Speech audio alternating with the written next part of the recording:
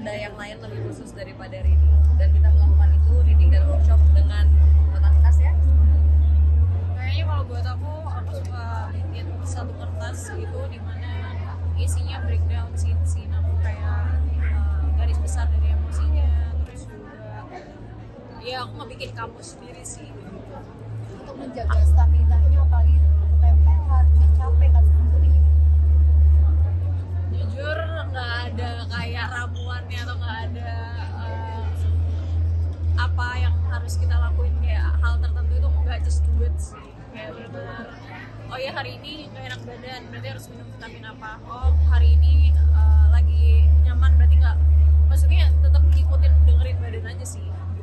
Dan maksudnya kita juga kalau misal ngerasa kayak gimana ngobrol sama Pak Hestu juga enak banget gitu, jadi tiap ada scene kayak gimana misal aku ngerasa Pak kayaknya di sini nih aku udah ngerasa capek banget deh, kayaknya aku di sini nih udah drain banget, nggak tahu kenapa Pak Hestu juga udah tahu banget gimana caranya mancing kita untuk ngeluarin emosi lebih jauh lagi gitu, walaupun rasanya kalau diri kita ngerasanya cuma bisa segini, nanti Pak Hestu masuk ke set ngasih tahu gini ya rasanya bisa ngasih emosi sejauh ini.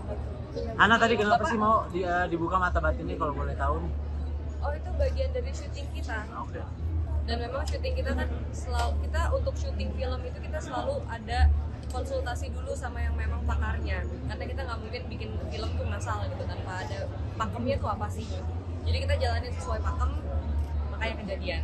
Ana sama Amara kayaknya babak belur banget di syuting film ini, mungkin seperti apa gitu jatuh bangunnya atau perjuangannya untuk melewati scene per scene gitu, kayaknya capek banget gitu. Capek, luar biasa capek, tapi balik lagi bener yang kata Amara bilang, Mas Restu juga luar biasa pengertiannya, karena ada satu scene dimana aku di hari itu minta pending, Mas Restu mohon maaf saya kecetit, leher saya kecetit waktu itu ya Mas ya. Dan Mas Restu bilang baik, kalau memang ternyata kamu kecetit daripada kita nggak bisa nyelesain scene ini dengan maksimal gitu, jadi kita pending aja sampai akhirnya leher kamu sembuh, dia bilang.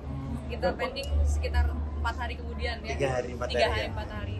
Selain kecetit mungkin ada cedera lain kah Hana? Atau Amara gitu? Kayaknya kan tadi banyak adegan-adegan yang cukup berbahaya juga ya berdua ya. Aduh, kalau aku kayaknya nggak ada kecetit atau apa ya, paling kayak ya memar itu emang tiap hari selalu ada memar baru, mau adegannya ekstrim atau adegan yang gak ekstrim akan tetap ada memar baru, karena emang dari sebelumnya suka dibilangin orang kalau misalnya kita ketempelan pasti akan ada banyak memar gitu, jadi ya udah itu udah jadi bagian dari sehari-hari. Kalau Hana mungkin ada nggak sih? Dari Kompas sendiri buat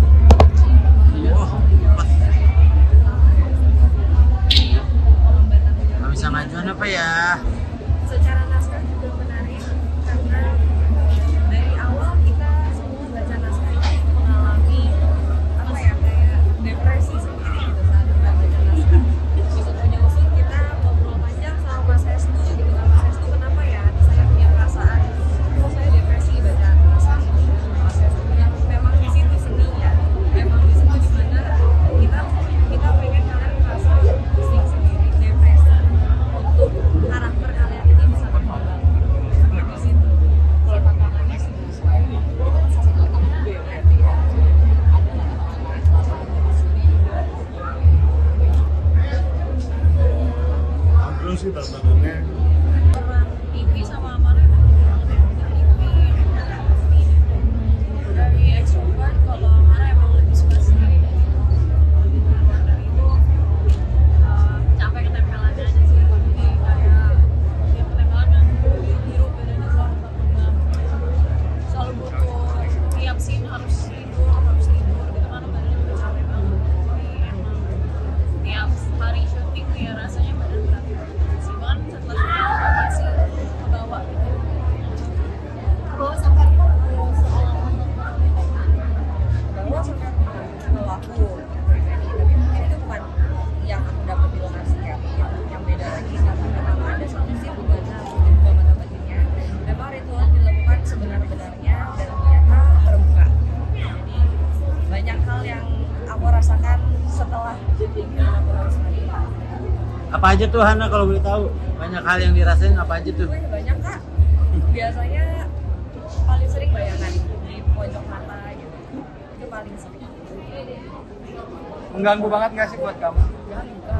Ganggu karena aku penakut penakut dan sebelumnya tidak sensitif sama sekali. Jadi buat yang kayak gitu-gitu kena sih dia. Untuk membiasakan dirinya gimana kak? Untuk akhirnya membiasakan diri seperti Nggak apa? berhasil biasa kak. Oke. Sampai akhirnya ditutup nggak berhasil biasa. Oh. Dari Mas Hestu mungkin bisa disampaikan.